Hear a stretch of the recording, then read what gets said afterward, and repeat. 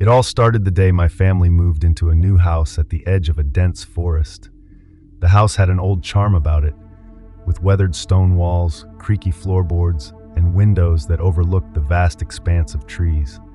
We had been looking for a quiet, peaceful home, away from the hustle and bustle of the city, and when we found this place, it felt perfect.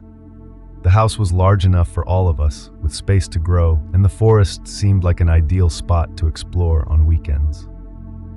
At first, everything seemed idyllic. We spent the first few weeks settling in, getting to know the local shops, and making the house our own. The first time I ventured into the woods behind the house, I remember being impressed by its thick trees and the sense of quiet it offered. There was a strange beauty in the stillness, but something about it felt off, even though I couldn't put my finger on it. As the days went by, my family began to notice odd things. It started with the dogs. We had 2 German shepherds, Max and Bella, who had always been fearless. But ever since we moved into the new house, they started acting strangely. They would whimper and cower whenever we let them out, refusing to go near the woods. At night, we would hear scratching at the windows. It sounded like nails on glass, sharp, repetitive, and disturbing. Every time, the dogs would bark uncontrollably, staring at the trees as if they saw something we couldn't. We thought it was just a phase. Maybe the dogs needed time to adjust to the new surroundings, but the behavior only got worse. It was as if something was lurking in the woods, something that terrified them. My parents, concerned but not entirely sure what to make of it, decided to talk to some of the locals. They learned that many of the nearby houses had similar experiences. Strange noises, animals acting fearful, and a general sense of unease. But no one could explain why. A few weeks later, I was in the living room when I heard the dogs barking frantically. My mom rushed past me to the window, and I followed her. Outside, there was nothing but the forest and the fading light of evening.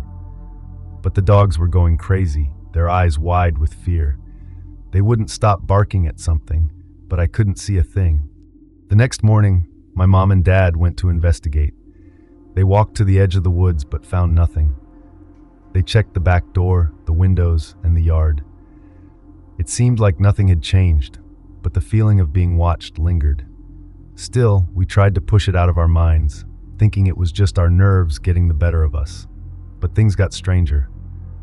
One night, we were sitting in the living room watching TV when the dogs started barking again.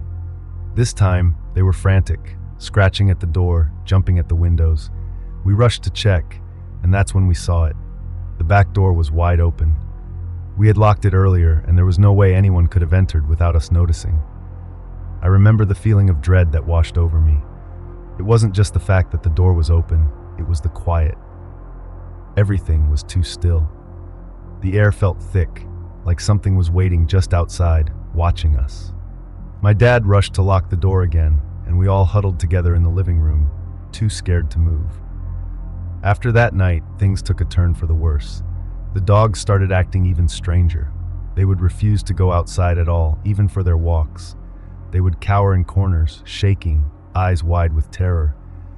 We tried to reassure them, but it was as if they knew something we didn't. My mom decided to do some research and found that the house we were living in had a strange history.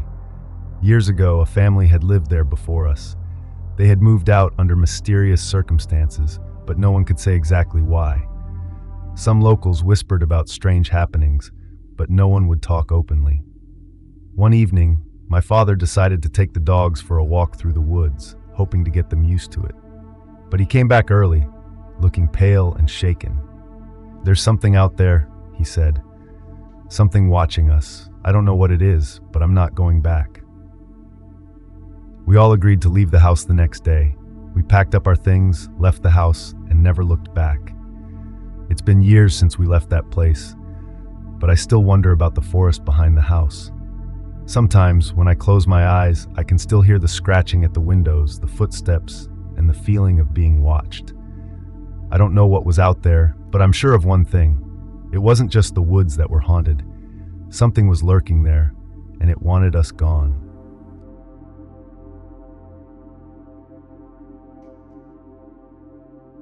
I've been working as an insurance claims inspector for about a year when something completely unexplainable happened.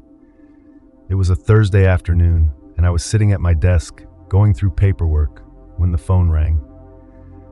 It wasn't unusual for us to get calls, but typically, our call center handled them first before forwarding them to us. I wasn't expecting any calls directly, but when I saw the number on the screen, it was local, so I picked it up, thinking it was a client. "Hello, this is Anna. How can I assist you?" I said, smiling as I reached for my coffee cup. The voice on the other end was faint and distorted, as though the person was speaking from a distance. I thought maybe there was a poor connection. I adjusted the receiver, but the crackling only intensified. "Hello?" I asked again, trying to get a better understanding of what the caller wanted. At first, I assumed it was just a wrong number, but the voice replied, though still faint, "I'm sorry, but I think you have the wrong number." Her voice was low, trembling slightly, yet there was something urgent about it. My instincts told me something was off, but I politely responded, "Are you sure? How can I help you?" Then came a strange reply. No, you need to listen to me. I need you to know something." Before I could ask who this was, she continued, "I don't exist. I am not here." Her voice was fragile but heavy with a sense of dread that sent shivers down my spine. "But I am everywhere, and you need to understand that." I froze, a knot forming in my stomach. It was like the words didn't belong to her. They felt like echoes of something old, something that had long been buried. "I don't understand," I managed to say. Then the line went completely silent. The static died down and I was left holding the receiver, unsure of what to do. I tried calling back, but the number was untraceable. It had come from nowhere, just a blank, static-filled connection. My hand trembled slightly as I put the receiver back in its place. The rest of the afternoon passed without much incident, but that phone call lingered in the back of my mind. I couldn't stop thinking about her words. Was it some sort of prank? I'd heard of strange calls before, but this one felt too real, too unsettling. The next day, the call came again. It wasn't even a few minutes past noon when the phone rang. I picked it up reluctantly, expecting the same strange voice, and I wasn't wrong. "I told you," the voice said softly, "I am not real. I do not exist." This time, the words were more desperate, filled with an unmistakable sense of urgency. "But you can't escape. You can't escape it." I quickly tried to ask who she was, what she wanted, but her voice cut through me. "Listen, they are watching you. Everything you do, everything you say. They see you, they hear you, and they are always there." I could hear something in her voice. Was it fear? Was it warning? But it felt as though she was on the brink of something terrible, and I wasn't sure if I was part of it or if she was just caught in it herself. Her voice broke for a moment, as if she was crying, but before I could ask anything else, the line clicked, and she was gone. This time, the silence that followed felt oppressive. The clock on the wall seemed louder than it had been before, ticking with an unnatural persistence. I sat frozen, wondering if I was losing my mind. Who was this woman, and why was she calling me? I tried to forget about it, chalking it up to the pressures of work, but the next week I got another call. The same voice, the same distorted, crackling connection. "You're going to find me, aren't you?" she asked, her tone almost pleading. "You won't be able to stop looking." I thought about tracing the number again, but this time, when I looked at my phone's display, it wasn't a normal phone number. There were no digits, just a series of letters and strange symbols. I knew then that this wasn't some prank. It was something else, something that shouldn't exist. The woman continued to call at random times, often when I least expected it. Each conversation was a mix of cryptic warnings and haunting admissions. "I am not here, but I am everywhere." The last time she called, I could hear something new. Faint whispers like distant voices speaking over her. "They're coming for you," the voices said, and then there was a final, chilling silence. The phone line went dead, and this time I felt something I couldn't explain. A sense of dread, like a shadow had settled into my room. I don't know who that woman was or what she meant by her words, but after that last call, I never heard from her again. I did some digging into her strange warnings, but I found nothing. Still, to this day, I cannot shake the feeling that her call was a warning, one I failed to understand in time. Maybe she was a ghost, or maybe something else entirely. Whatever it was, it felt too real to ignore. .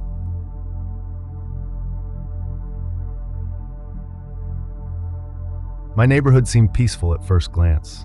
Like any other ordinary suburban area, trees lining the streets, kids riding their bikes, and the sounds of everyday life echoing down the block. But there was one rule that everyone in the neighborhood knew and shared, even though no one really talked about it. It wasn't a written rule, just an unspoken one. Never acknowledge the whistling. At first, I didn't know what they meant. I was just a kid when I first heard it. It started as nothing more than a strange noise in the middle of the night, a soft, melodic whistle that seemed to float on the wind. At first, I thought it was just a neighbor out for a walk, or maybe even a stray dog, but as time went on, I realized that it wasn't random. It wasn't just a sound in the night, it was a presence, and it was always there. It always came at exactly 3:03 a.m. That time stuck in my mind. It was so precise, so regular. Every night without fail, no matter the weather or what was happening in the neighborhood, it would start at 3:03 a.m. The same haunting whistle, soft at first, and then it would rise in volume, echoing through the quiet streets, reverberating off the houses and trees. It wasn't a song, not a simple tune that someone might hum absent-mindedly. It was a rhythm, strange and offbeat, like a forgotten lullaby that never quite made sense. It didn't feel like a person's whistling either. It wasn't a sound that could belong to someone walking down the street, and I couldn't find its source. It came from everywhere and nowhere, all at once. It was eerie, almost mechanical in the way it sounded.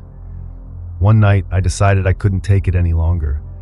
I had to know where the whistling was coming from. I was too curious and too frightened to ignore it any longer.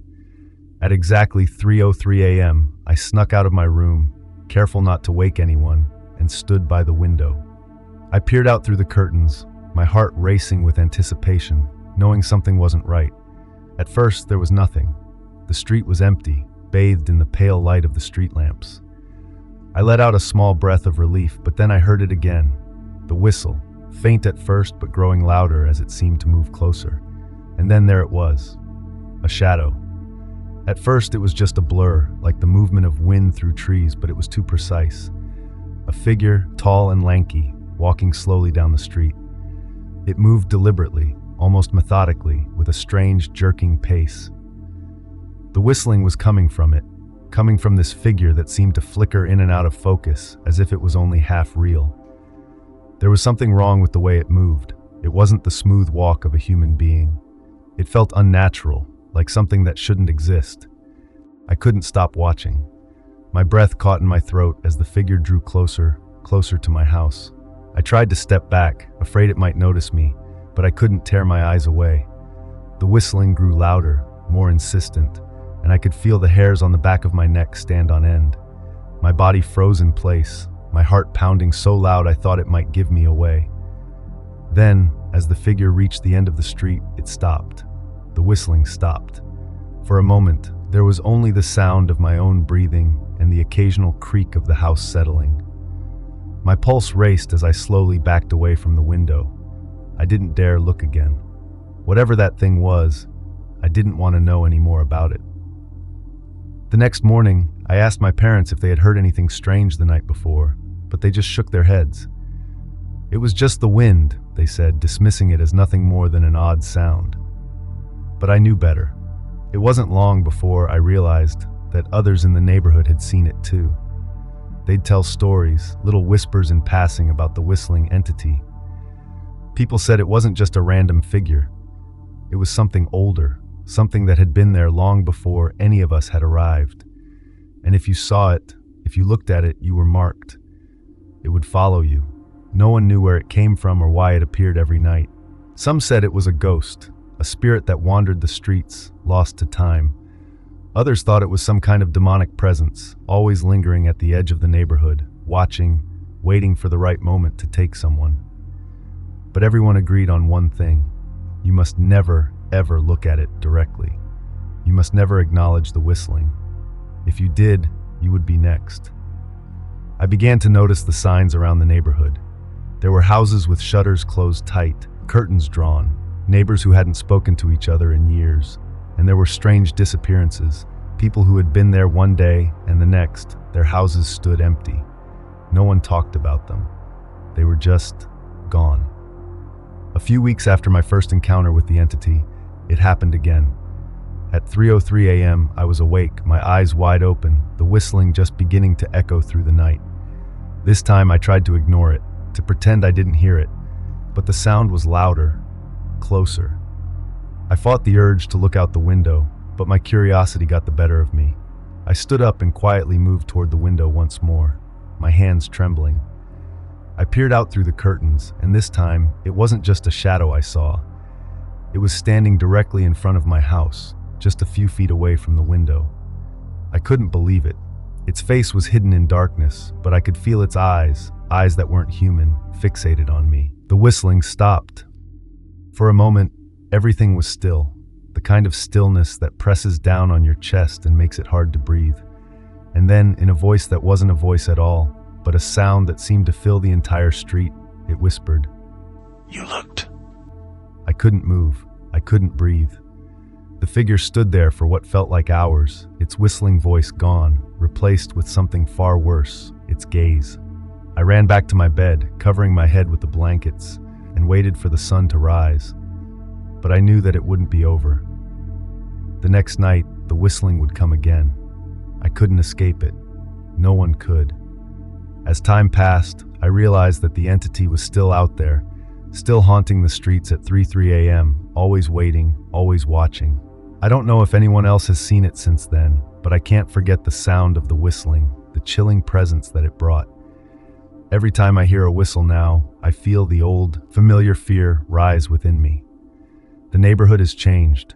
The houses have sold, new families have moved in, and the old ones have gone. But the one thing that remains unchanged is the rule: never look, never acknowledge the whistling.